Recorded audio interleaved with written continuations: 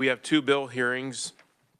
You have your agenda in front of you. I'm going to make a small change. We'll just change the order of the bill hearings. We're going to start with 2240. And there's a little bit of unsureness as far as who is written or in person. So when I get to the proponents, I may run through the list and just double check how many are in person, and then the same for the opponents, just to make sure we leave as much time as possible. And we'll try to make sure we leave, I think we need about 20 minutes for the second bill, the 2360. So we'll try to wrap up the first hearing by at least 10 after 2. I'm sorry. 33.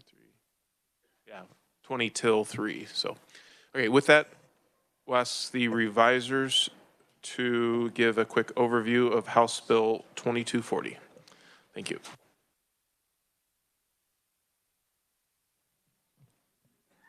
Thank you, Mr. Chair. Good afternoon, committee. House Bill 2240 requires legislative approval of any Medicaid state plan amendment, demonstration, or waiver that expands coverage or increases costs to the state. This bill would enact a new section of law, and it would prohibit any state agency from seeking or implementing a Medicaid state plan amendment, a state demonstration, or a state waiver pursuant to sections 1115 or 1915 of the Social Security Act that would either expand coverage to additional classes of individuals or increase costs to the state unless the legislature has expressly consented to such action, and the provisions of this section would not apply to any state plan amendment or waiver already being implemented prior to the effective date of this legislation, which would be July 1, 2025. And you may note in subsection B, there's a definition of state agency, which is the same as in KSA 753701. And it's a fairly broad definition in that section. It means any state office or officer, department, board, commission, institution, bureau, or agency, division, or unit thereof, or any person requesting a state appropriation. And with that, I'll be happy to answer questions. Thank you, committee. Any questions? The reviser. Seeing none, thank you very much. We'll go ahead and open up the hearing on 2240. First up is the proponents. Real quick, just going through the list here, making sure we have correct on who's in person and who is written only. I think we have several already written only, but just want to make sure. I think we have one on WebEx, so Mr. Sigma is in person. Mr. Fletcher, yes, you're here. Gerard Mykod, you're here. Thank you, sir. Rachel Newman, also here. Thank you. And then Jim Huber, excellent.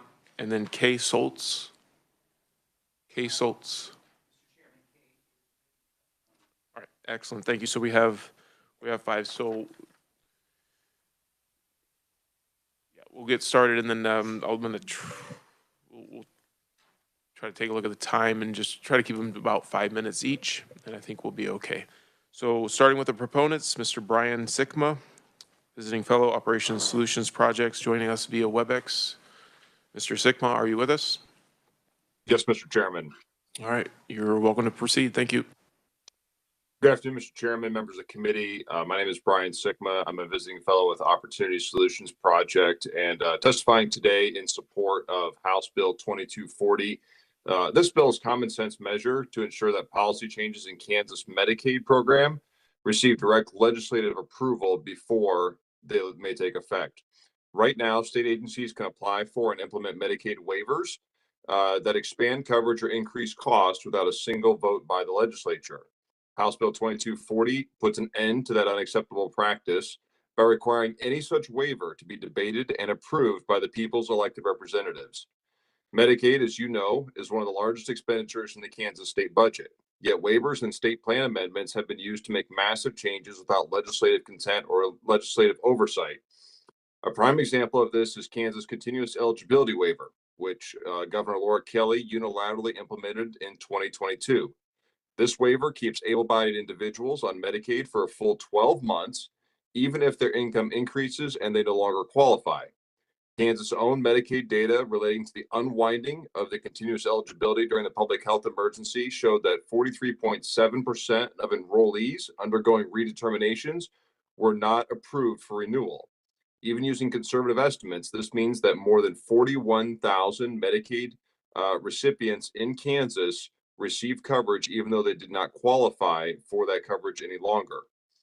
This total figure will cost Kansas and has cost Kansas taxpayers between $4 million and $9.6 million per year, with the higher figure being more realistic based on what we've seen happen in other states. None of this policy was debated or approved by the legislature. It was granted through executive action, committing Kansas to millions in additional Medicaid spending without a single vote. And this bill before you today will ensure that doesn't happen again. Kansas is not alone in facing costly bureaucratic Medicaid expansion through the waiver process. Other states have used waivers to expand Medicaid eligibility beyond that required by federal law, and it has committed taxpayers to unsustainable costs in places like California, New York, and Oregon, which have sought to keep able-bodied adults on the Medicaid program for up to 5 years, regardless of income changes. Medicaid was designed as a safety net for the truly needy. It's not a catch-all program that grows at the whim of state bureaucrats. And every time a waiver expands coverage or increase costs, it impacts all Kansas taxpayers, Kansas hospitals, and Kansas' ability to fund other priorities like education and infrastructure. If an expansion of Medicaid is truly necessary, it should pass through the legislative body. It should not be imposed through executive action or handshake agreements between bureaucrats in Washington, D.C. House Bill 2240 ensures that major changes to the Medicaid program go through the normal legislative process where they can be debated, amended, and voted on by the representatives of the people. Kansas cannot afford to allow unaccountable agencies to grow, making billion-dollar decisions without legislative oversight. I strongly urge the committee to pass House Bill 2240, and Mr. Chairman, at the appropriate time, I'm certainly happy to answer any questions.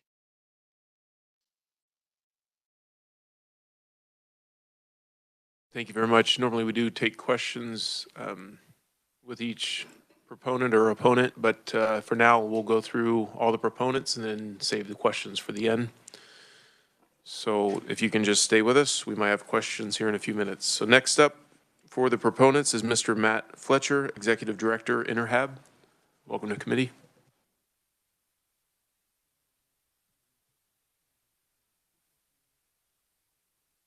Not sure if it is. There we go. For the opportunity to speak with you this afternoon regarding House Bill 2240, and in particular, the request of the IDD Service Network to amend House Bill 2240 to include a provision that would require legislative oversight and approval of significant changes to the IDD service system.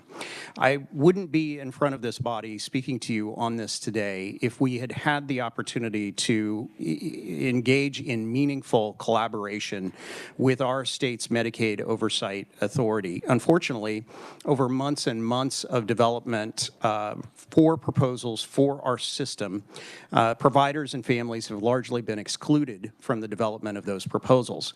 The proposals suffer as a result. As I stand here today, we are about 140 days away from the implementation of one of these 4 large-scale system changes for the IDD service network. That is an implementation that, as it stands today, is still missing complete and critical components for a successful implementation. We encourage the legislature to get involved, to engage in active oversight of these proposed changes to the IDD system, and to serve as an arbiter, if you will, to ensure that these ideas can be improved. And we know they can be improved. InterHab has formed 3 separate working groups of subject matter experts. That's the great thing about working for an association like InterHab. You know, we have thousands of professionals who work every day with Kansans with intellectual and developmental disabilities. They have a depth and a breadth of service knowledge that far exceeds that of our state's oversight personnel or of any paid professional consultant that could be brought to the state of Kansas. That knowledge should be harnessed to the benefit of Kansans with intellectual and developmental disabilities, not excluded from the development process, and only brought in after the proposals are fully fleshed out for quote-unquote reactions, which is what we were told. So we would ask that you provide that ability for a check and a balance so that we don't harm this system that thousands of Kansans with intellectual and developmental disabilities rely on. This is one of the most vulnerable populations in our state, and I would encourage you to think about the scope of these changes that are embodied in my written testimony. One of the changes the entire funding structure that every Kansan with IDD relies on to receive the type of support that they need to receive. Another change will change dramatically how these individuals receive their day services each and every day. Another change will overwrite our case management program across our state. Another change will do something very similar to our gatekeeping entities that determine eligibility for individuals coming into the system. And these are not small changes that we're talking about. These are landscape size changes. My grandmother told me a long time ago that you measure twice and you cut once. And I believe that that is the way that we should look at changes that we might want to make to a system as vital as the Kansas IDD service system. I wish that was the approach we'd taken, but it's really more akin to kind of measure some stuff once, maybe get a consultant to come in and, well, down the road, after we've already implemented some of this, well, maybe we'll measure some more things, but only the things we really want to look at. And then, well, I don't really know what happens then. We're just responding to the federal government. I don't think this is a legitimate planning process, and I would ask that you consider an amendment to House Bill 2240 that would allow the legislature to oversee these proposed changes. Thank you, Mr. Chair, and I would stand for questions at the appropriate time. Good. Thank you very much. And if, yeah, you'll be here, we'll hold questions till. Thank you. You're welcome. So next up, Gerard McCod, President, CEO, Developmental Services of Northwest Kansas. Welcome to committee, sir. Thank you. Good afternoon, Mr. Chair and members of the committee. It's good to be here, and I really appreciate the opportunity to come and stand before you. My name is, I go by Jerry. Gerard's my formal name. That's good. I represent an organization that's been around for 55 plus years. I think it's like 58, if I'm counting correct. We serve the 18 counties of Northwest Kansas. And to provide a little bit of background on what we do, we work in that IDD world.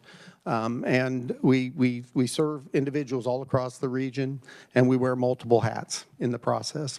We grew up from the grassroots of families wanting options for their families and for their sons and daughters.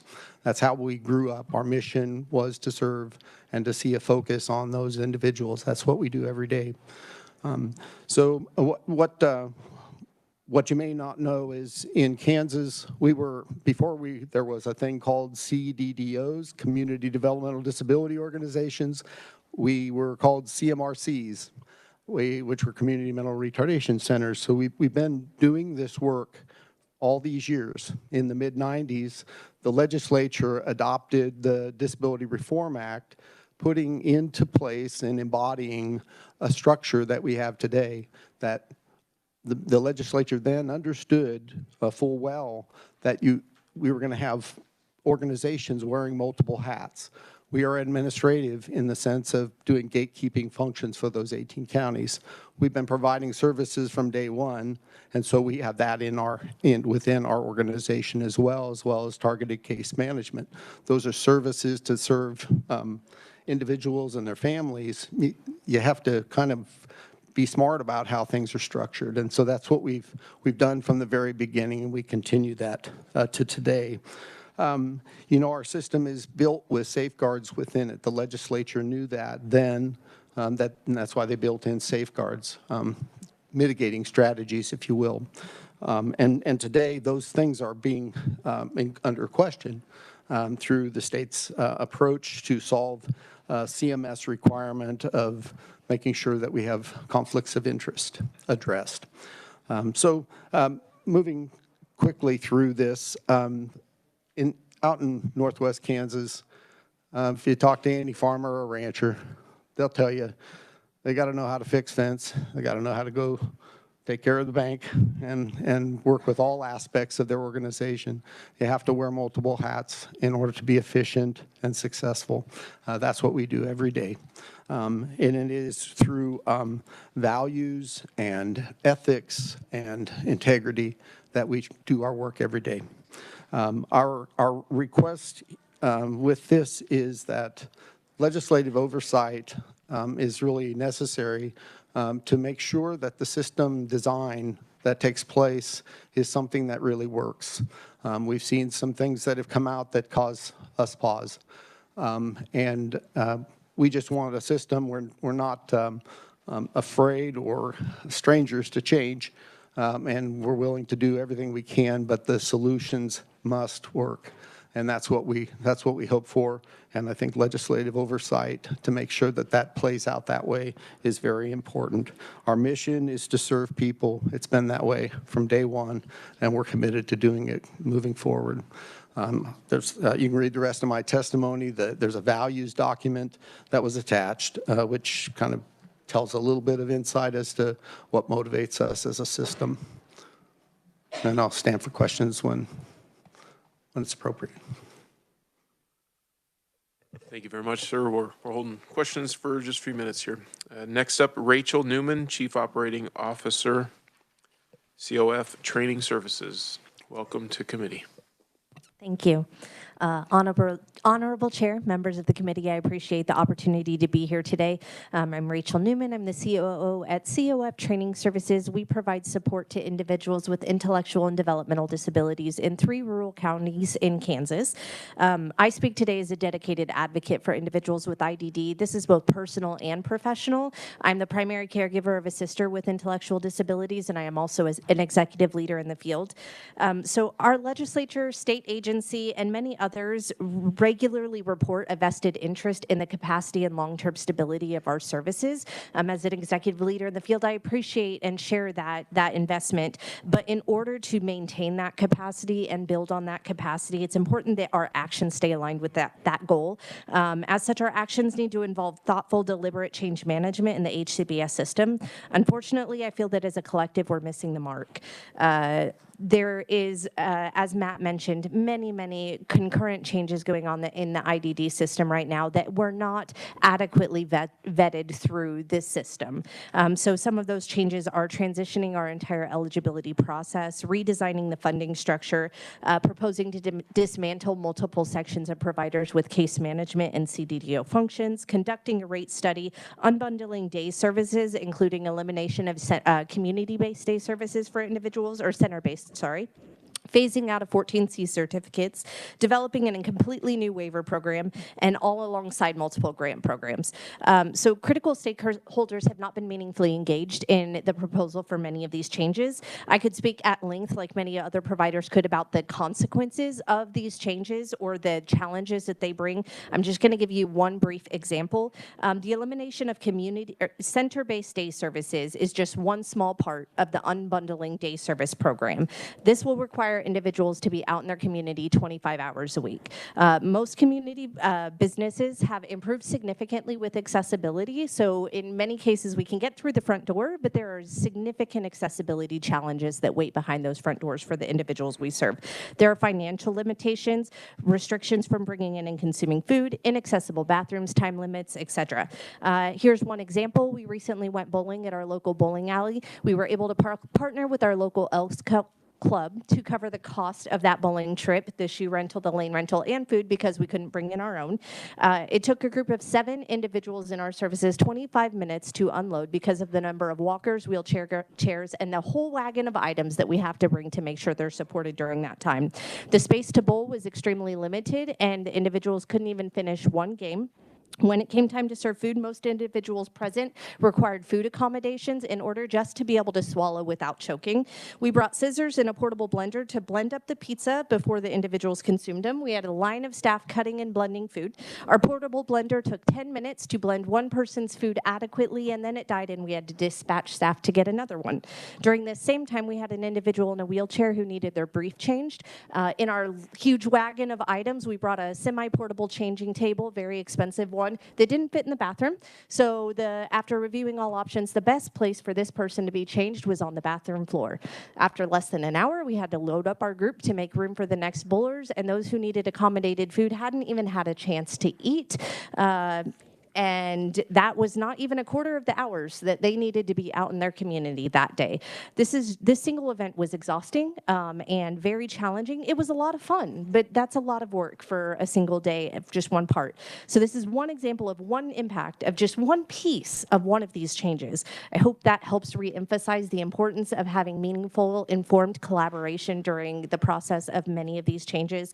And I appreciate if the committee is interested in pushing this bill forward, we ask that you add that language that Matt proposed to ensure that that oversight also applies to current programs in existence. I appreciate your time, and I'll stand for questions at the appropriate time. Thank you. Next proponent is Mr. Jim Huber, parent. Welcome to committee, sir.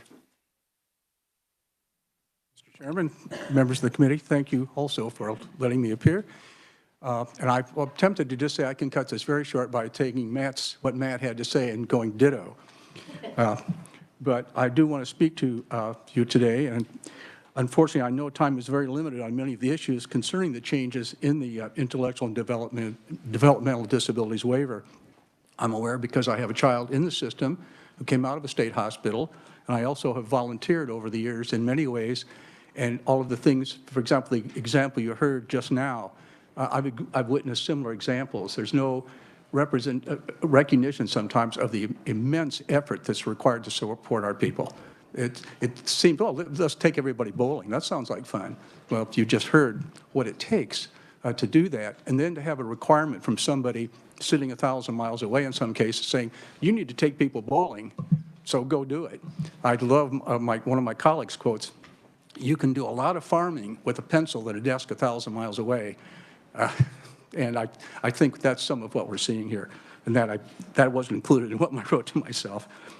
With some regret, in some ways, I regret that we're in this situation, but I request that you include language within House Bill 2240 to require that any changes to the IDD waiver must be reviewed and agreed to by the legislature. And by the way, since there's been a bit of a stir, recent discussions have led to the hope that more extensive and inclusive discussions with providers and families will be held. And I would note that apparently a new outside contractor has been brought in to do some reviewing. But the time frame is very short. We need a thorough input, discussion, agreement, and that requires adequate time to be taken for the process. The current deadlines that I'm seeing are not conducive to that. And I'm a little worried. I heard a date of July 1st before anything would take effect. A lot can happen between now and July 1st that would then be in place. And hearing that has concerned me greatly just now. While it may be said that the current proposed changes and deadlines are not cast in concrete, they're there. They're still there. And they occur only a short time after this legislature adjourns. The proviso to add to the bill that will provide for documented protection of crucial processes that I feel is vital not only for my son and for his providers, but for the entire community, both those being served and for all Kansans, is extremely important. And so my simple request is for you to give your support for protection to us and this process through the addition of such language to House Bill 2240. And I would say I will be here for questions also. And I did bring dinner in a bag and a pillow, and I'm willing to be here as long as you have any questions and want to hear from a parent and consumer point of view. Thank you. All right, thank you very much. So I think that is all the in-person proponents. Committee, keep an eye on, also in your packet, you have written-only proponents. So open up for questions for the proponents. Any questions from the committee? Representative Esau. Mine's possibly more a statement than a question. I appreciate the folks bringing this idea for an amendment. I don't know if this is the best way to fix it, but I'm hearing from folks in my district that are directly impacted by the changes that KDADS is wanting to do with the IDD folks. So thank you all for coming up with a creative way. As I said, I don't know if it's the best way to fix it with an amendment, but I'm glad we're looking at options. Representative Pickert. Thank you, Mr. Chair. I echo the same concerns that you have. I went to a meeting in Wichita about these changes, and there were several family members of IDD patients, and it was just, they were just appalled, and they were almost panicking. And so I thought, my gosh, what can we do about this? So I'm really glad we're having this hearing. Thank you. Any further questions? Representative Owsley. Thank you, Mr. Chairman. If I am listening to proponent testimony correctly, we have our second traveling fellow from OSP testifying remotely, which gives me a question about the title of traveling fellow. But then the 3 out of 5 have been in support with suggested amendment language. And I don't know who that's a question for. I just want to make sure I was keeping tally here, because sometimes when you see conferees that are all proponents with suggested language, maybe we're on the right track, but we're not there yet. And I just want to see if I'm keeping tally right, and I can have discussions later on. Thank you. Representative Simmons. Thank you, Mr. Chair. If I may ask a question for Mr. Matt Fletcher. Thank you, Mr. Fletcher. I feel like so often legislation like this seeks to maybe solve a problem that's rooted in perhaps interpersonal issues at the top of the food chain. Could you maybe talk about that and perhaps ease those concerns? I don't understand why we would change the law if this is a personality issue. I don't believe it is a personality issue. I think we've got, I think we have folks within state Medicaid oversight capacity that are feeling the pressure from the federal government. And they believe that what they're doing is the right thing to do. However, the process in which they have engaged in developing responses for the federal government has not been inclusive. Now, I know, for example, they like to talk about 50-plus meetings. But as a veteran of many, not all, but many of those 50-plus meetings, I can tell you they're one-directional. And in many of the meetings, questions posed, concerns posed by people who attend are just simply not answered. I can think of one on December 17th, for example, in which we took over 2 pages of notes of questions that were never even acknowledged by state staff. So I don't think that this is an issue of people being bad or having bad intentions. I think the intentions are good, and I would like to help them improve each and every one of their proposals. I know we can do that. Well, my question is, thank you. My question is in part because of this, what I'm looking at right now, which you all cannot see, Interhab advocacy alert that is specifically about KDADS. So our advocacy alert, which is interhab.org/advocacy, I believe. You're welcome to take a look at it. It's our slowdown campaign, which urges individuals to contact their legislators directly if they have concerns about proposed changes to the IDD system. And I believe all of those changes are listed on our site. And so the message is, please get involved, legislators. You're here in Topeka. You have the opportunity to provide oversight on this issue. And I can tell you, thousands of families have used that portal at this point to express their concerns on behalf of their loved ones. If I may have one more question. So your belief, your position is that inviting the legislature, all 165 members, into this conversation will make it easier for the IDD waiver process, Well, nothing worth rather than sticking with the experts in the agency. I'm certainly not an IDD expert. nothing worth doing is easy. And the legislature routinely oversees our programs and services. So for example, the implementation of the new community support waiver for the IDD system is a matter that has been debated by the legislature for a number of years. In fact, the IDD Modernization Committee, which is a special committee of the legislature in 2022, was the initial entity that made the recommendation for the state to develop such a new waiver. And then in subsequent committees since 2022, there's been quite a bit of policy development that has been driven, again, through the legislative process. So I think when you're talking about these large landscape-changing type of initiatives, such as a new waiver to serve this population, or overhauling existing pieces and parts like funding for every person in the system, or how their level of care is determined, or how they receive services, or disenfranchising them from services, which the changes to the day service program will do, that rises to the level in which, I mean, the legislature has been routinely involved in the past. Well, that does make me wonder, so if they've been involved, is this necessary, really? Well, I guess... And then I'm finished, Mr. Chair. Thank you for indulging me. And I guess that would be a great question to ask legislators, as we've heard that you're starting to hear from individuals within your districts that they're concerned.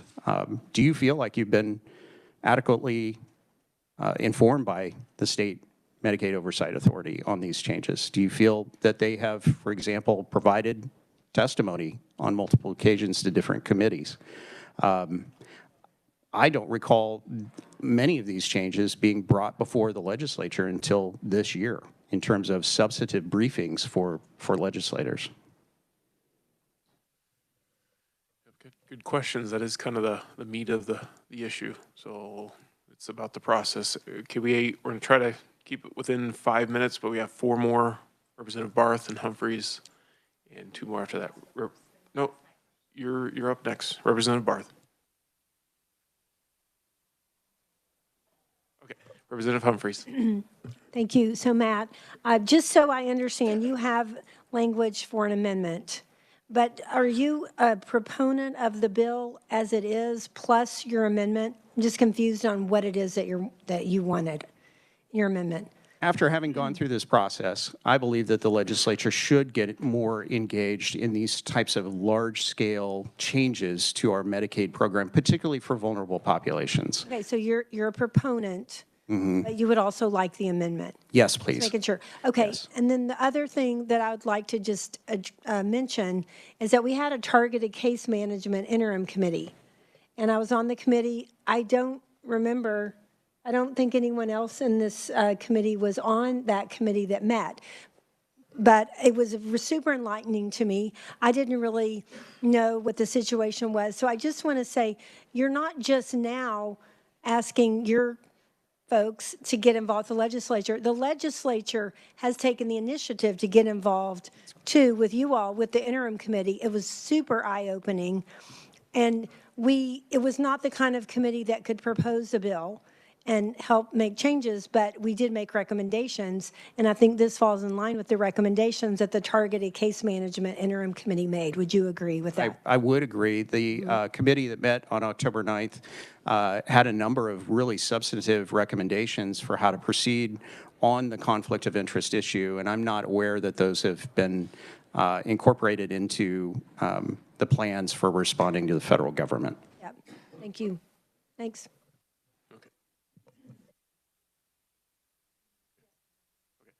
So moving on, Representative Carr. Thank you, Mr. Chair, and thank you for answering these questions for us, Matt. The previous representative kind of touched on the question I had, which was with respect to the language, and I was on that interim committee as well. I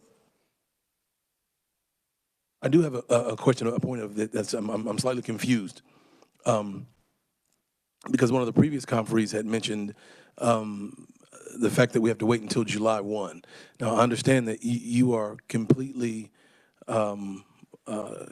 you're positive about the bill in its current state, but you want this additional language, and hopefully we'll get that language in the form of an amendment. I was going to ask where that language was at. However, I'm confused in how that expedites what would be the then July 1 mandated date for those changes to take place. Is that something that's in the amendment as well? It is not. The change that I was referring to is the change of our level of care tool that's used in our system, as well as a corresponding change to funding for all for the population, some of which will be grandfathered until next year, but it's a funding change for the population. And it is currently slated to go live on July 1st. Now, this initiative was originally proposed to go live on January 1st, and then it was delayed until March 1st, and now we're at July 1st. And so it's capable of that deadline being amended further. My hope with this language is that it would send a clear signal to KDADS and KDHE that it's time to reopen these proposals for some substantive input. And as I said before, we've had several groups looking at this. We have recommendations ready to put on the table that we know will make them better. Thank you, and thank you, Mr. Chair, for indulging. Welcome, Representative Barth. Are you still okay with the question? All right, very good. Thank you.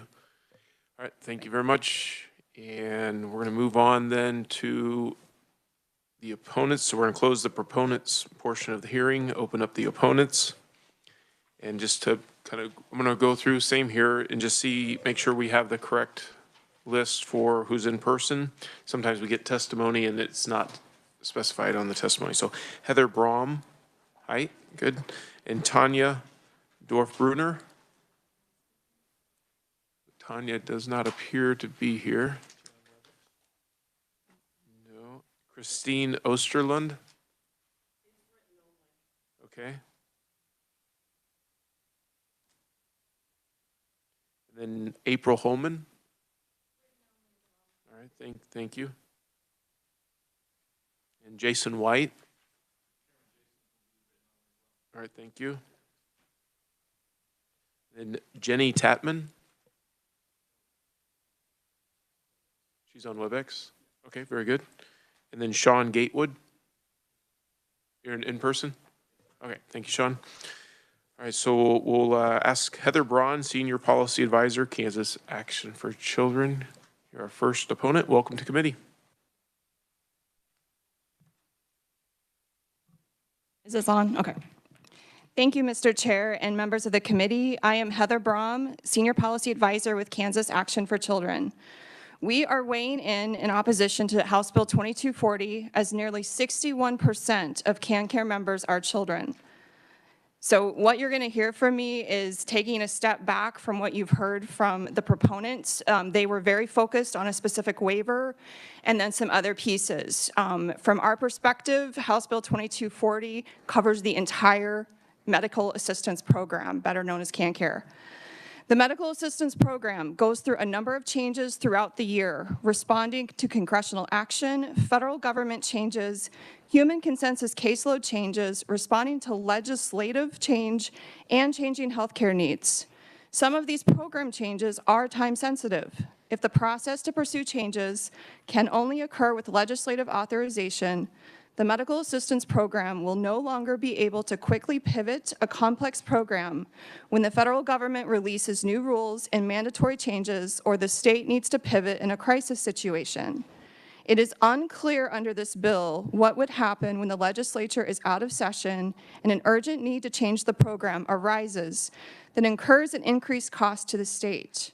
Also, the inclusion of any cost increase, no matter the amount, could create a large amount of legislative oversight for small program changes. One example of making a change that occurred within 24 hours was making sure a medication was covered for young children during out-of-season RSV outbreak, which occurred in August 2021. We are unclear if situations like this one would fall under House Bill 2240's restrictions due to the clause increased cost. Also, House Bill 2240 doesn't improve government efficiency, but we have some ideas that could and can address some of the concerns raised already today. This committee could explore making the human consensus caseloads process more transparent and with additional legislative oversight. Changes to the medical assistance program with large price tags already go through the appropriations process. But some changes do occur through the human consensus caseloads process, which does remain extremely opaque to both lawmakers and advocates alike. Another alternative could be to add to the Bethel Committee's authority and/or increase their meeting count in statute to allow additional legislative oversight in meetings to learn more about the complex program. For all of these reasons and more found in our written testimony, we respectfully ask this committee to oppose this bill and instead consider some of our recommendations. Thank you for the opportunity to offer testimony, and I'll stand for questions at the appropriate time. All right, thank you very much. We'll also hold the questions till the end. Tanya Dorf-Brunner, she was not here a few minutes ago. I'm assuming she's written only. All right, very good, thank you. I think our next opponent is joining us via WebEx, Jenny Tapman, Assistant Director, Thrive Allen County. Jenny, are you with us still? Yes, can you hear me? Yes, welcome to committee. Thank you. Thank you, members of the committee, for allowing us the opportunity to provide testimony in opposition to HB 2240 today. So I work with Thrive Kansas and also with Thrive Allen County in Iola, Kansas. And our mission is to ensure that our rural communities have access to resources they need that alleviate poverty and poor health outcomes in the communities that we serve, so that everyone can have the chance to thrive and be healthy. So with Thrive Allen County and our Kansas CARES program, which stands for Coordinating and Assisting Reliable Enrollment Services, and also including our partners across the state that work in other community organizations, we assist Kansans in 45 counties with access to Medicaid enrollment through working with our community health workers, also called CMS navigators, and they're trained in assistance navigation. We also have benefits specialists who specifically enroll eligible children and pregnant women in children's health insurance program. So Thrive Allen, trusted partner, we currently work with CMS, and we're a CHIP Navigator awardee. So we do work across the state. What we're concerned with HB 2240 is its current broad language that suggests that any change, however minor, through the federal government for Medicaid waivers or plans would require the approval of the legislator. And programs like, CanCare require the ability oftentimes to quickly comply with any federal changes to continue serving the Kansans in the communities that we serve and accessing their services in the most cohesive and responsive way possible. So we feel that additional levels of bureaucracy, different steps, hoops that we'd have to jump through, it would be inefficient and ultimately detrimental to the families that we work with, who often need health services. So the way we stand, HB 2240, the way we feel like could significantly hinder and slow the operations of our CMS navigators and benefit specialist programs, just adding more redundancy. These programs, we do not operate in a way that we make light of our responsibilities to the taxpayers that fund our programs. Rather, we are uniquely qualified to adapt to ongoing federal changes and act in accordance with current applicable state law. If passed, the legislature would be responsible for both staying up to date with these federal changes and responding to them promptly, which we feel could ultimately add cost to taxpayers, and could also risk our community organizations from being able to serve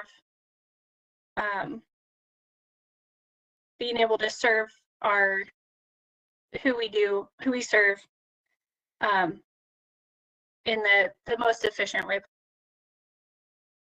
So that being said, we feel that the language is too broad, and we feel like it could have a negative effect on us being able to assist people with enrolling. Thank you for the opportunity. We'll be able to answer any questions if needed.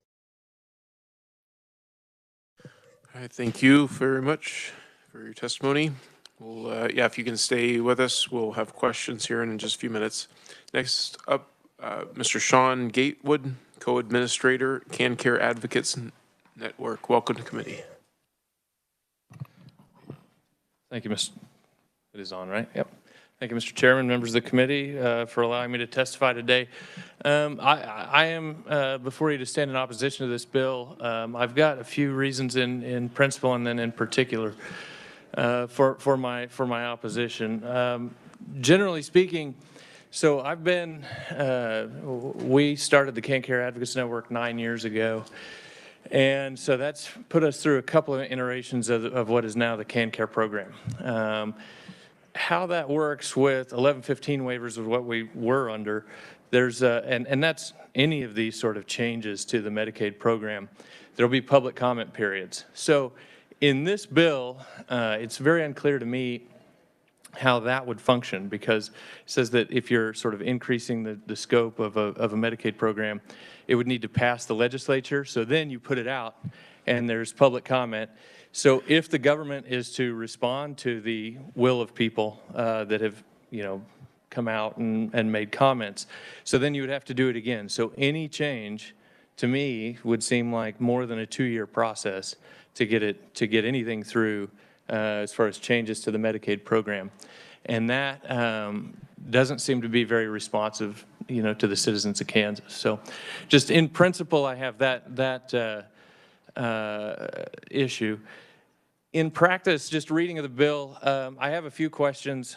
One, it appears to me to be sort of a solution in search of a problem. I am completely unaware of any large-scale expansion of the Medicaid program done by the executive branch of government without the express consent of the legislative branch. I don't know of any.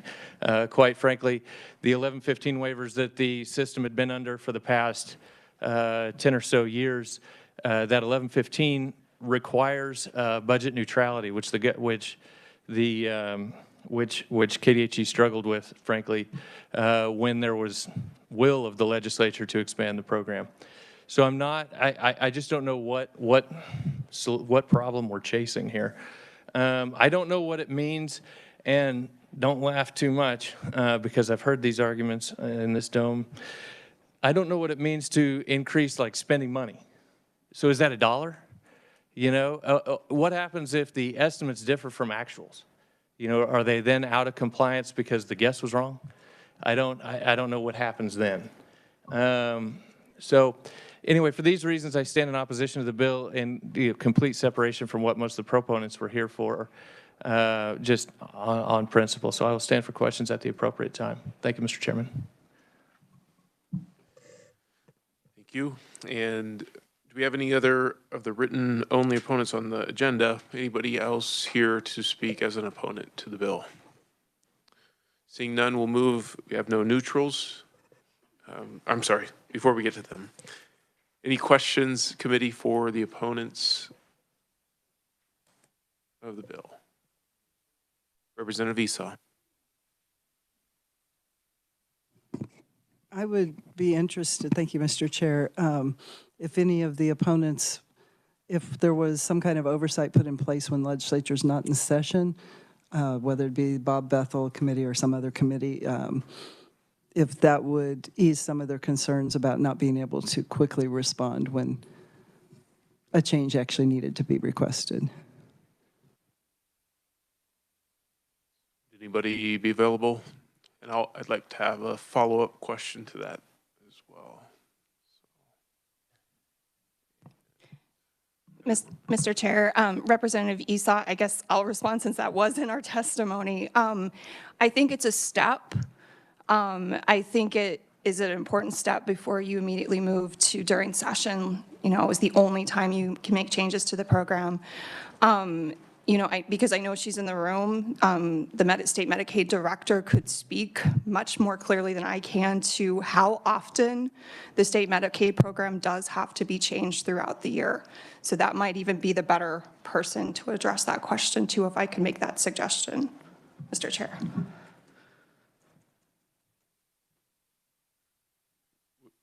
Would you like to, would that be helpful, Representative? I think it might be yes, if she would be willing. Yes, thank you. Thank you. Welcome to committee. If you could just state your name and all that. Good afternoon, members of the committee. I'm Christine Osterlin, Deputy Secretary of Agency Integration and the State Medicaid Director. Yeah, a little bit of overview of the Medicaid program from the federal perspective. As folks know, we're a federally funded program. They do pay the majority of the costs, so they get to make the majority of the rules. We do have multiple changes throughout the year.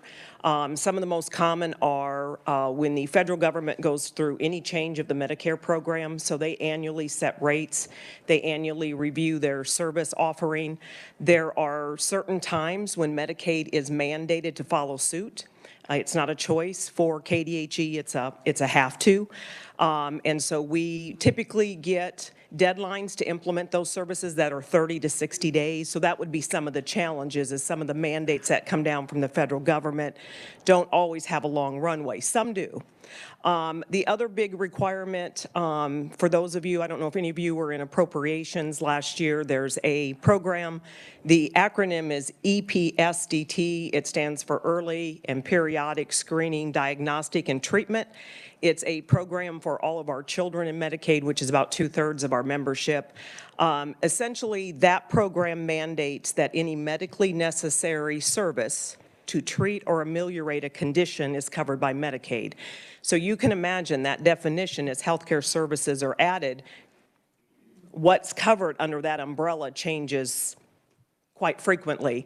And again, that's a federally mandated program. So it's another example where, as KDHE, we do not have a choice but to follow suit and offer that service, which, as we know, whenever we add a service, we're adding costs. Now, I will add, most of these are not significant in dollar value. We had one last year. That's why I mentioned it from appropriations. It was $51 million.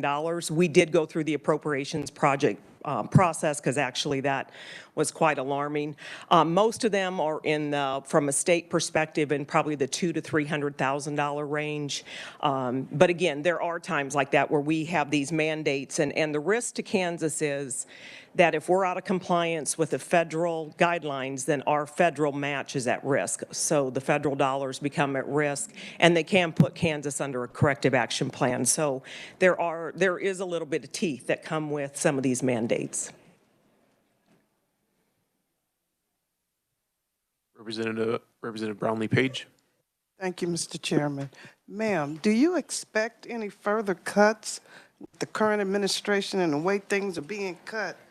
Do you expect a big cut this year, or phased out in any way?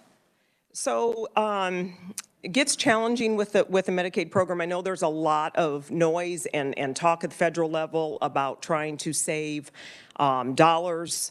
There's been talks of caps and block grants. There's been talk about reduction in federal participation rates, but so far, unfortunately, nothing has been offered besides some rhetoric for us to look at and really kind of say, what would that mean for Kansas? But yes, we are aware that there's discussions happening. It's just nothing has come forth yet that we could really react to and give the legislature any idea of what that would mean for Kansas. Thank you.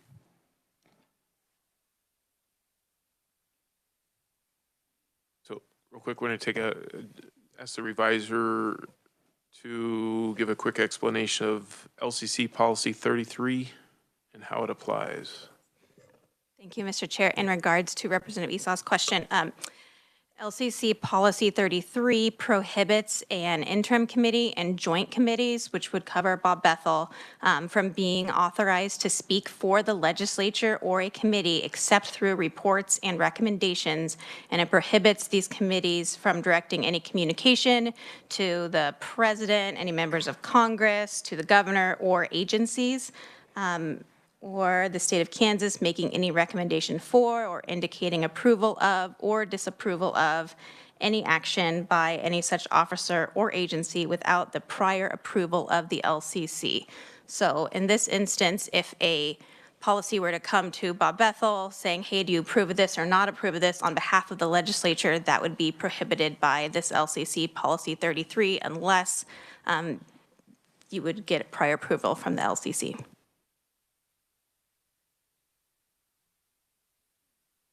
Representative Humphreys. Yeah, so just along those lines, couldn't the LCC itself can stand in for the legislature? And if we had it in, there was an amendment or whatever in the bill that if the legislature is not in session, the LCC is authorized to act. Is that a possibility? Yes. Okay, thank you.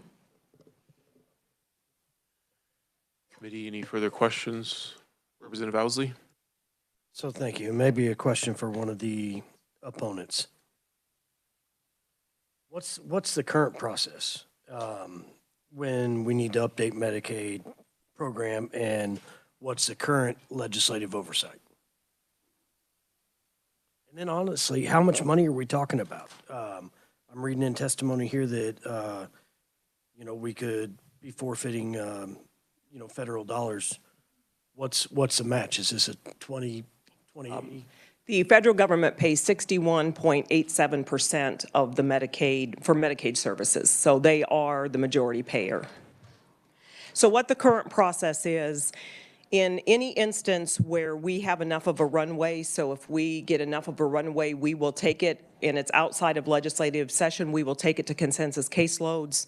We'll provide them with the mandate that came from the federal government, the implementation timeline, and then what the dollar amount is. So we do everything we can to involve, at least to some level, somebody outside of KDHE. There are, I would say, very rare instances where that may not be possible. I'll tell you in 2024 that did not happen. Everything we were able to align with the, pretty much it's usually the fall consensus caseloads, because a lot of federal action happens around the start of their fiscal year, which is October 1 with a January 1 implementation date. That's generally speaking, that's a lot of the time when a lot of activity will happen.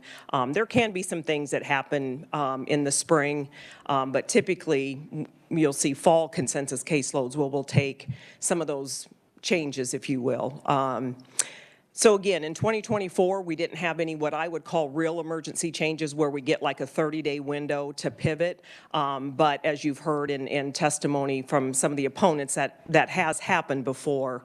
It just isn't typically maybe an annual thing that would happen. And then if I may, current legislative oversight. You mentioned consensus caseloads as far as going to there. I know in the Legislative Budget Committee, the special committee last year, there was discussion of members of the legislature attending that and being more involved in that process, which is kind of a new element for us. But as far as status quo or, today operations, where are we at on that? So if we have anything that is not a federal mandate with a timeline to it, then we will bring it. Of course, our process as a cabinet agency of the governor is if we have any request for services or a new waiver that we want to seek, we would go and submit it as a part of our ask for the governor to consider for her budget, which then would come to the legislature. So we do use the legislative process. Like I said, the exception for us would be the mandates when we get into we're not being asked if we'd like to do something. It's a have to. Thank you for that. And I respect when you get into a cap with the feds, that finances are on the line and you've got to act quickly to perform the duties of the office. It was mentioned earlier, parent eligibility. Can we comment on that just a little bit? Yes, unfortunately, I think there's a lot of misunderstanding about that waiver, and it was a waiver amendment. Kansas has had continuous eligibility for parents and caretakers since 2010.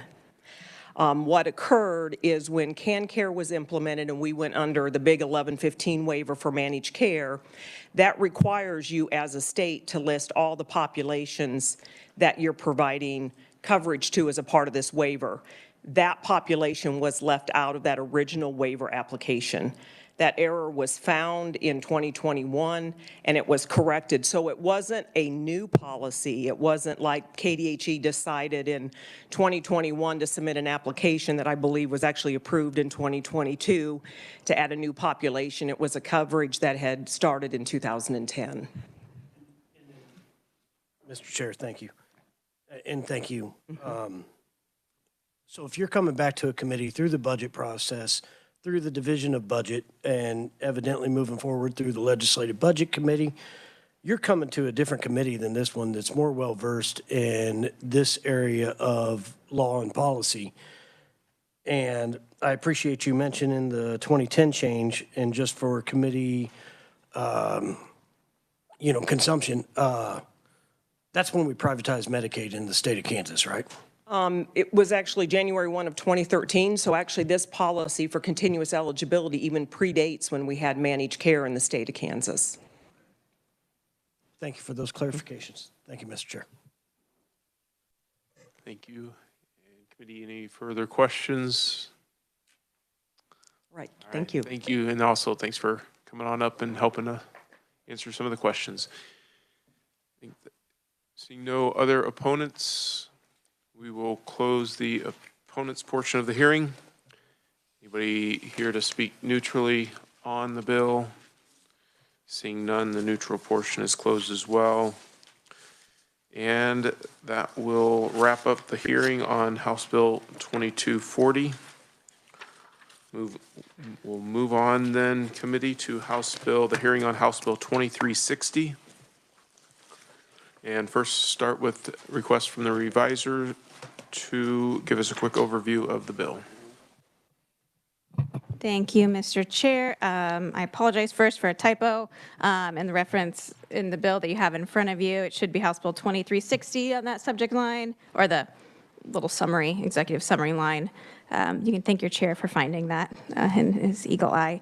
So House Bill 2360 directs the Secretary for Children and Families and the Secretary for Health and Environment to enter into data matching agreements to compare data related to individuals in public assistance programs with commercial entities that collect or maintain certain data regarding employment and wages, or to present the commercial, state, and federal agency options to compare data to the LCC. Upon receipt of those options from the secretaries, the LCC would then make the determination of approval of the data matching agreement. Paragraph 2 of the bill requires the appropriate secretary to receive and review data concerning individuals in the public assistance programs that may affect eligibility on a periodic schedule based on state data being received as follows. For a monthly basis, it would be the Office of Vital Statistics, potential changes in residency based on out-of-state EBT transactions, the Department of Corrections to check for incarceration data, the Kansas Lottery, and the Kansas Racing and Gaming Commission to check for winnings. On a semi-monthly basis would be the Department of Labor that would be potential changes in employment, income, or assets. And then a quarterly basis would be the Department of Labor related to employment or wages, as well as the Department of Revenue. Subsection B would require the Secretary of DCF to review on at least a monthly basis the records from federal sources with data including earned income information, death records, incarceration, Social Security earnings and pension information, income and employment information, Health and Human Services child support enforcement data, payment and earnings information from Housing and Urban Development, and FBI fleeing felon information, among others. Subsection C requires the Secretary of DCF to make available on the department's website on at least a quarterly basis the following data from findings of noncompliance and fraud investigations in food assistant programs, and this would be an aggregate, not using personally identifiable information. That Secretary would report the number of households investigated for intentional program violations, number of households referred to the AG for prosecution, improper payments and expenditures, monies recovered, data concerning improper payments or ineligible recipients as a percentage of those investigated and reviewed, and the amount of funds expended by EBT card transactions in each state outside of Kansas. And this bill would go into effect on July 1, 2025. I'll be happy to answer questions.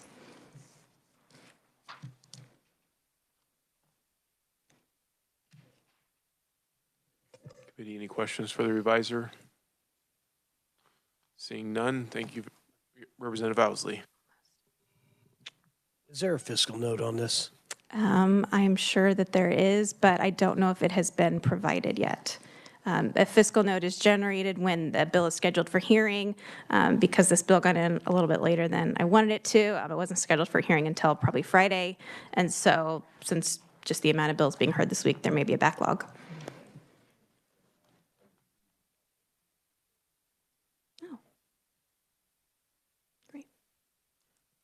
So Gary just told me that he did receive a fiscal note a few minutes before the meeting, and he will forward that out after the committee started. It's been, a little bit of crazy pace here last couple weeks. Representative Barth. Thank you, Chairman. And so my question is a couple of different things. So to start, can we look at line 17 on page 1? Where it talks about obtaining real-time employment and income data. Do we have a definition for real-time? What is acceptable for that? So there's not a definition in this bill, and under rules of legislative construction, when it's not specifically defined, we would just go to its normal usage, and so I just presume that would mean up to date. I think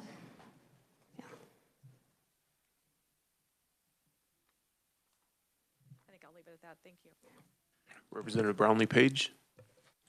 Thank you, Mr. Chairman. I think it was last week, there were two gentlemen here who worked with an auditing company that collected data, and they were supposed to get back with us because they had an error in their reporting. Equifax. Yeah, Equifax.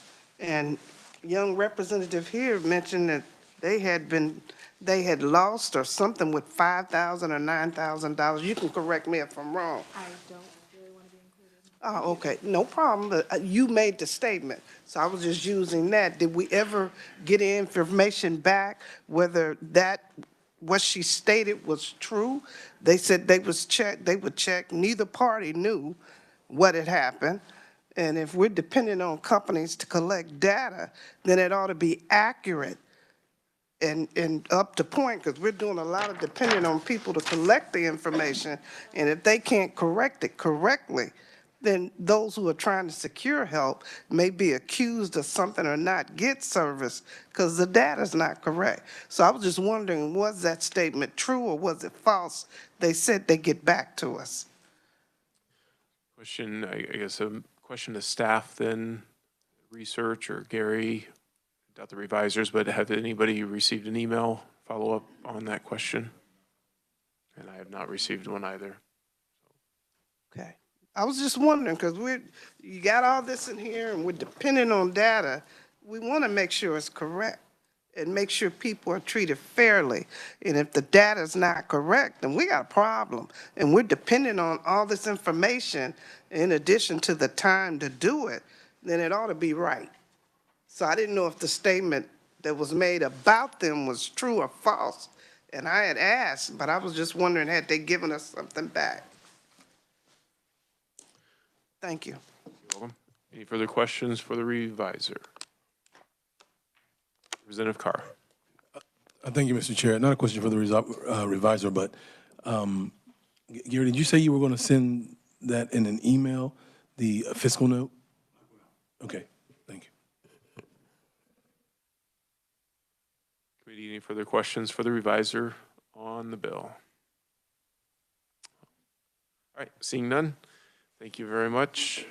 We will move on then to the hearing. We'll start with the proponents. We have proponent Steve Green, Operation Solutions Project. Welcome to committee.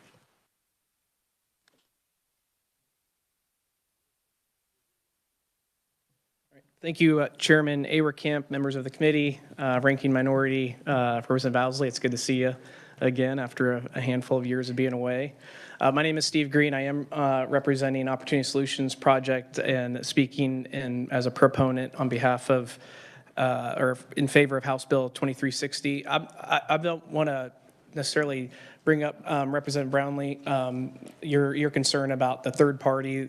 We don't, Opportunity Solutions Project isn't speaking on that part, but just the policy, the underlying policy, I think has merit. And so I think that's a fair question. What I would say is there's probably 4 or 5 different organizations or companies that provide that third party service. So that's just something for consideration as you all work through this bill or contemplate this bill.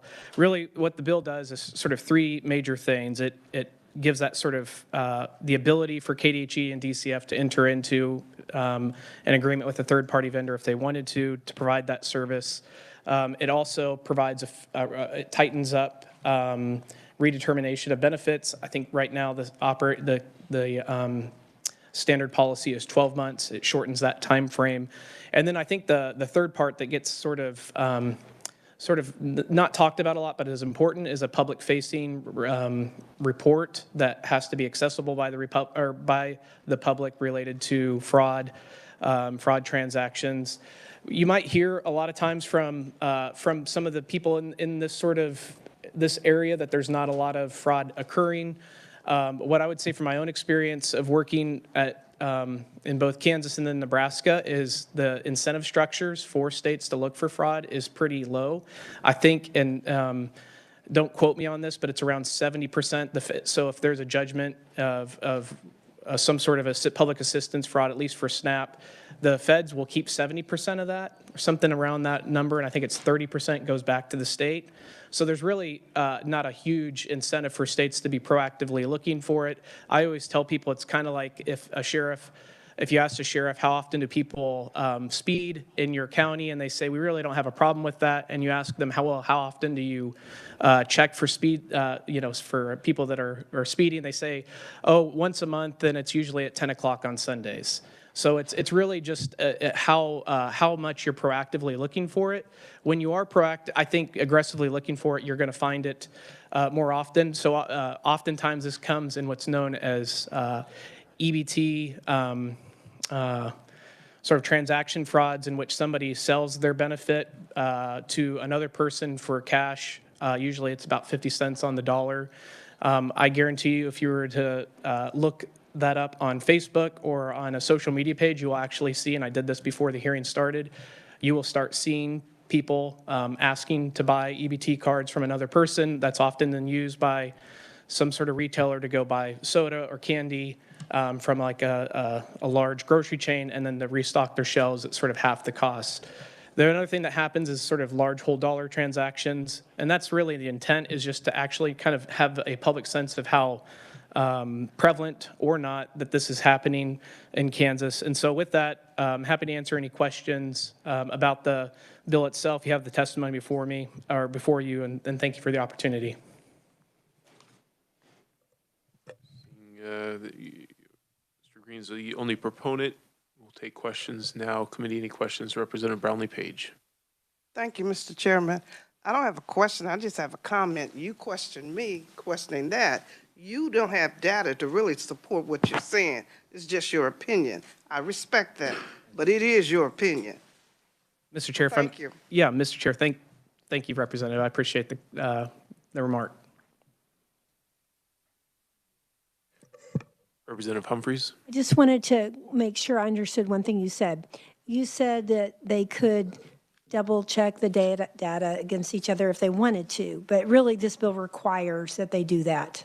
Correct. Or is it more voluntary? So in DCF, we'll have a better, and thank you, Mr. Chair, what's I'm looking for? They could tell you the exact policy, but the general practice is to self-report any changes in circumstances, whether you're to move out of state or to have a change in income.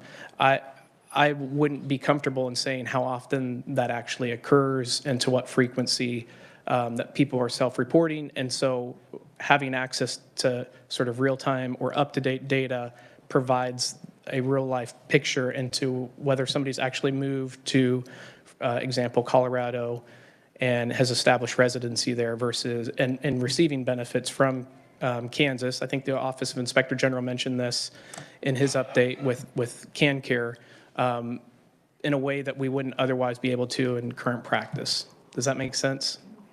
Thank you. Thank you, Mr. Chair. Representative Owsley, and if may, this will be the last question. We do need to move on to the opponents just because of time. Representative Owsley. Thank you, Mr. Chair. And Stephen, it's always a pleasure.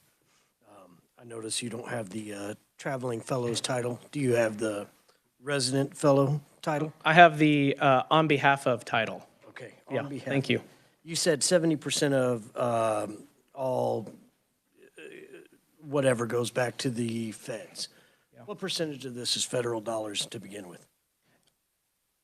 You talking about the food assistance or any of the benefits? Whatever you were discussing. Sure. So that is a 100% federal program that is provided through the feds. So specifically SNAP. So if we discover fraud and claw back, we get to keep 30% of it, and it was 100% federally funded to begin with.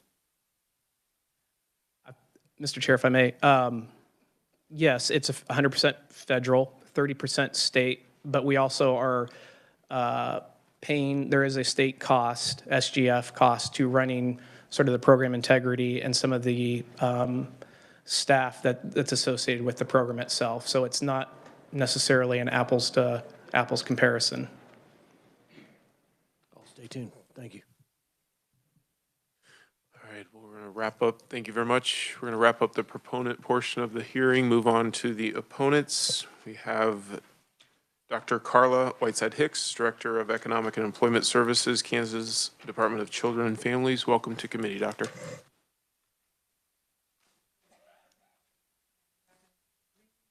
Thank you. I do appreciate the opportunity to come and provide testimony regarding House Bill 2360. I will say one of the, just kind of going through some of the requirements of this bill, one is that we enter into agreements as a state agency for both commercial entities and state and federal agencies to allow for this continuous improvement. We do that already. And I'm going to go through some of the things specifically that we are currently doing. But we are already engaged in that process. We verify information from both federal and state agencies, and that we verify that information for free. Agencies do not charge us for that information. The cost is in making sure that we keep that data connection in place so that our system talks to their system and vice versa, but there is no cost for the actual data. In terms of, or for the commercial entities, just want to be clear that when we do that, we follow a competitive bidding process for any of those things. So for full transparency, working within the budget that has been approved by you all, we make sure that we are putting out a request for proposal based on the identified needs that we have. And those needs would be information that we are determining is necessary to verify before we determine eligibility. If we cannot get that information for free from a federal or state organization, then yes, we are going to take those data points that we're missing. That's what we're going to ask a commercial entity to provide for us. We would send out a proposal, get bids, so that anyone in the country who can provide that information would have the opportunity to explain to us in detail how they can get that information to us and what that information would cost. Before I go on, I also want to address Mr. Green's comment that there's a lack of an incentive structure to look for fraud. We do have an incentive structure in our agency, and I'm proud to say that that incentive structure is our integrity and our commitment to the effective and the efficient use of public funds. So we're not looking for, here's how much money we have back. We want to do the right thing. We want to make sure that we are being responsible with the public funds for which we are overseeing. I want to go through some of the provisions of the bill. Before I do that, some of the, in addition to having access to the data, so it's one thing to have access to the data, it's another thing to use that data appropriately.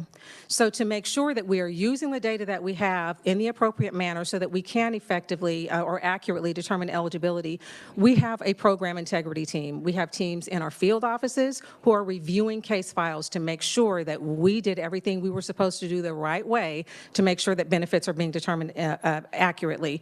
We also have teams in administration who are doing that same thing. They are going back and re-verifying the information that has been verified once before to make sure that we got it right. And then our federal partners are coming in. The funders are coming in. Food and Nutrition Services comes in annually. They do monitoring visits. They're watching what we're doing. They're looking at our case files to make sure that we got it right. Office of Child Care is doing the same thing. So there are checks and balances along the way to make sure that we are indeed accurately determining eligibility. So the bill calls for, specifically for the data match for death records, that we do that monthly. We already do that daily. We daily get a file that comes over that identifies anyone who has a new death certificate, that says anyone who is in our system, and we match that information and we take action on those cases as is appropriate. The bill also specifies that quarterly we would review employment and wage records from the Kansas Department of Labor. We do that. We verify that information at application, at review, and that could be the interim review, which is typically 6 months after a benefit has been determined, and then at the annual review. We verify that information, and then we also verify it anytime a change has been reported in that household. So if someone new has moved into the house, someone has left the house, we would, there's a new baby, we would verify that information again. The bill requires that on a monthly basis that we monitor out-of-state electronic benefit transfer usage. We do that daily. And so we get a daily report. I have a full EBT team, and that is one of the things that they are verifying every day. I will say with that, we have to be aware that we have border states. So if you live where I live in Wyandotte County, the closest grocery store in northeastern Wyandotte County could be Missouri. Doesn't mean that I don't live in the state of Kansas. It just means that that is the closest grocery store. Also with out-of-state transactions, just as we're looking at those numbers, it does not always constitute fraud on the part of the client. And an example of that is just last week, we experienced a massive skimming event at 2 grocery stores in Wyandotte County. So we had EBT cards being swiped in the state of New York. And we knew the clients were here, but because their cards were skimmed and then cloned, well, those are out-of-state usages, but those are not the fault of the applicant or the client. That was a fraudulent event. That was not something that we would oversee. The bill also requires that information that we would get from the Department of Labor. Just want to make sure that you understand that employers in the state of Kansas are required to report data to the Department of Labor quarterly. So we can check the data more often than that, but it's not going to change because they are only required to report that data quarterly. And we are doing that already, again, at application, at change, and at review time. For the lottery and the Kansas Racing and Gaming Commission, currently our process requires us to, we do get a report again. We are looking at winnings that are in excess of $3,500. The bill specifies $3,000. That is not a huge fix. We would be able to accommodate that. The bill also requires that from the Social Security Administration that we get more information than what we are currently getting, and specifically it refers to the beneficiary earnings exchange record, which includes IRS data. The reason we are not doing that now is because of very strict IRS regulations. So getting that particular data file, and we do get a data file from Social Security Administration. We get that currently, and what that looks like is anytime someone starts, if they're receiving our benefits, if they start getting Social Security benefits, they stop getting Social Security benefits, or if that benefit amount changes, we are notified immediately through a data transfer so that we can go in and make those changes. Or if someone passes away and they're receiving Social Security benefits, that is part of one of the death records that we receive. But in order for us to accommodate that particular provision of the bill, everyone who would have access to that data would be required to be fingerprinted. That means all of our eligibility workers, all of our field staff, our administrative staff, and everyone who works for the vendor who owns our eligibility determination system. Everyone who has access would have to be fingerprinted in order for us to accommodate that, which is the reason that we are not doing that part today. The National New Hire database, we do get information from them monthly, so we are already verifying that information. The things that we are not doing would be getting information from the Department of Housing and Urban Development. And one of the reasons is that the information that they are getting to verify eligibility for their programs is the same information our clients are giving to us. So the same paycheck stub that was presented to them is the paycheck stub that we are asking for from them. So it's duplicating our efforts. The other issue with that is Food and Nutrition Services, so SNAP is by far our largest program. It impacts the most people. And they have this thing called unclear information. And what that means is if I get information from an outside entity about a client, if that client has not already reported that information to me, I can't use it. I still have to go out and verify. So if I'm using a third-party vendor to gather information, if there's pay information, employment information that is on that site, unless that client has indicated that on an application, on a review, in the course of an interview, that client has not said to me, yes, I do work at Walmart, I cannot use the earnings that I see on that website. I have to still go back and review that information and request additional information from the client. So again, that could be duplicative for us because it's causing additional work for the eligibility worker. For the fleeing felons, that also falls into the category of unclear, according to Food and Nutrition Services, meaning unless I can verify that the client was aware that there is a warrant for his or her arrest because that person is a fleeing felon, we cannot penalize that person for being a fleeing felon because we cannot prove that that person knew that they were a fleeing felon. So again, we can get a data match from Department of Corrections, but we cannot take case action on that until we verify that information. I will say the agency is absolutely open to anything that we can do to increase efficiency in our programs, and we certainly do not want to issue benefits to individuals who are not eligible to receive them. We also don't want to lower benefits for people who are eligible for a higher rate of service because of mistakes that we have made. So we're absolutely open to making those changes. We do have a fraud investigation unit within our agency, and they are actively working to identify fraud, that is true fraud, not agency error, not me transposing numbers when I input your paycheck information into the system, but true fraud. I told you I don't have a job, and I really do have a job, and I have regular earnings. So there's a difference between that. So when we have identified that there is fraud, we do have a team. They are part of our legal team. They will go out. They do investigate. They work with local law enforcement to make sure that we can recover funds or definitely we would close down a case, but doing what we can do to make sure, again, that we are being responsible with the funds for which we are administering. Someone mentioned that the fiscal note has come out. You all are ahead of me. I have been here all day, so I have not seen the fiscal note. I do know that there would be increased cost, and that is likely what you're seeing there.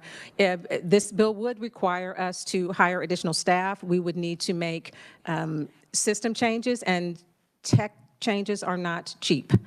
So that would be a cost that would also include state funds, by the way, for that. Just want to say that, again, we are doing our best to make sure that we are being responsible with state funds. We are always open to suggestions. We don't feel like we've got it all right. So if you have specific items that we should be, that you believe that we should be verifying, that we're not verifying, would absolutely like to hear what those items are so that we can make sure that we are being responsible. And with that, I stand for questions. Doctor, sorry about running late here. Yep. Representative Simmons. Thank Committee you, Mr. members, Chair. feel free, if you need to step out. We need at least 7, but that's okay. We'll end the meeting if you do need to step out. Representative Simmons. Thank you so much for being here. I have some questions. We hear a lot about fraud, so I have some questions about rates of fraud. A two-part question. The first part is, how much of this do you think, by your estimation, is intentional fraud versus just accidents in the paperwork? And my part two is, the application is 31 pages long, and do you think that we may reduce rates of accidental fraud if we were to simplify the application at all? So fraud, those rates are low. It's below 10%. For any of our programs in terms of intentional fraud. For the application, we have actually had some of our federal or national advocacy groups come in and review our application. It's a trade-off. So we reduce the information that we're asking for on the application.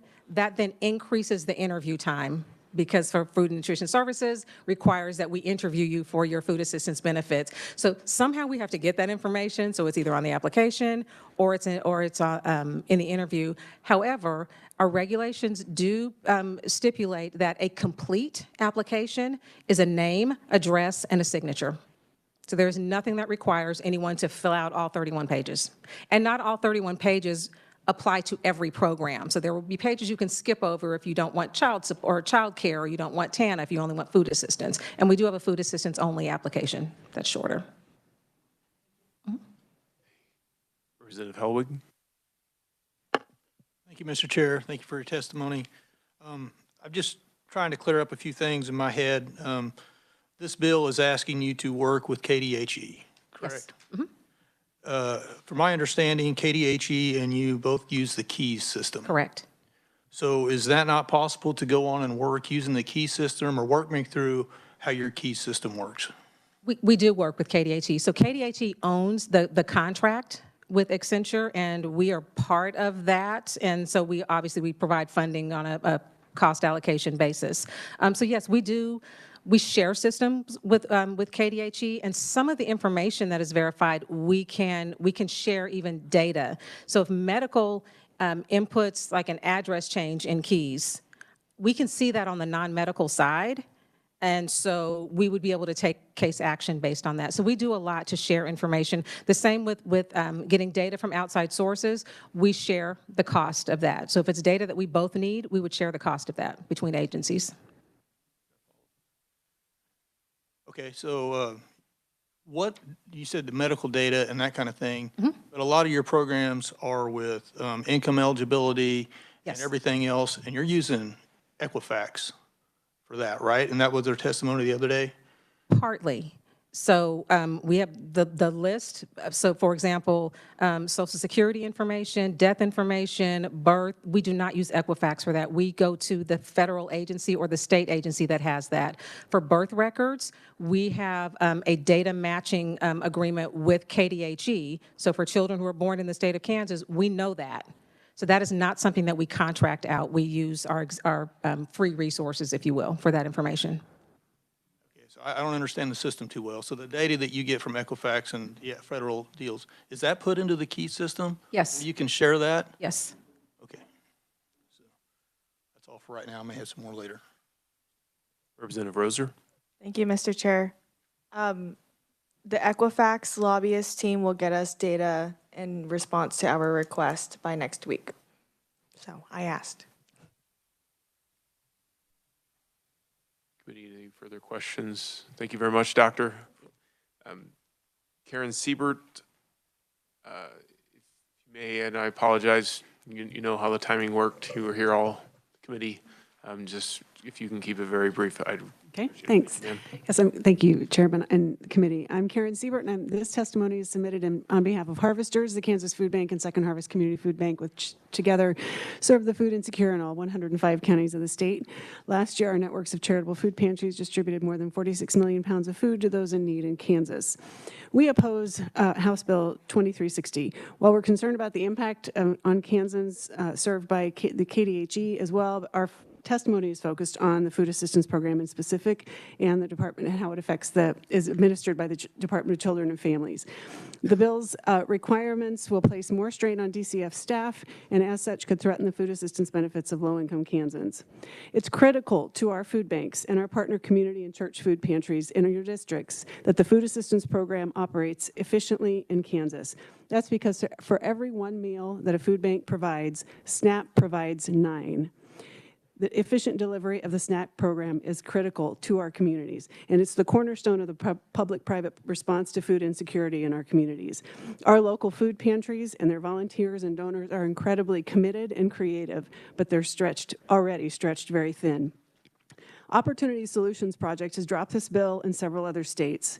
We're not sure why this particular data set was included in the Kansas bill since, as DCF has already indicated, they're doing most of these already and in some cases more frequently than is required in the bill language. We know of at least one other state in which a similar bill was implemented, and that's Ohio. And in Ohio, the data matches resulted in outdated information that a for-profit company sent to caseworkers as alerts. These alerts all had to be checked and cleared by staff, which prevented them from processing outstanding applications and renewals. Millions of duplicative alerts were bogged down in the state's computer system, and the workers and it bogged down workers as well, and the legislature had to intervene. We respectfully ask that you oppose House Bill 2360. This is a solution in search of a problem and will make our state government less efficient. Any questions? We're going to probably wrap it up here. Thank you very much for your testimony. We're going to finish the hearing on House Bill 2360. Thank you very much for those who came. Committee, any further questions, comments? Seeing none, we have a meeting on Thursday. We'll see you then. We are adjourned.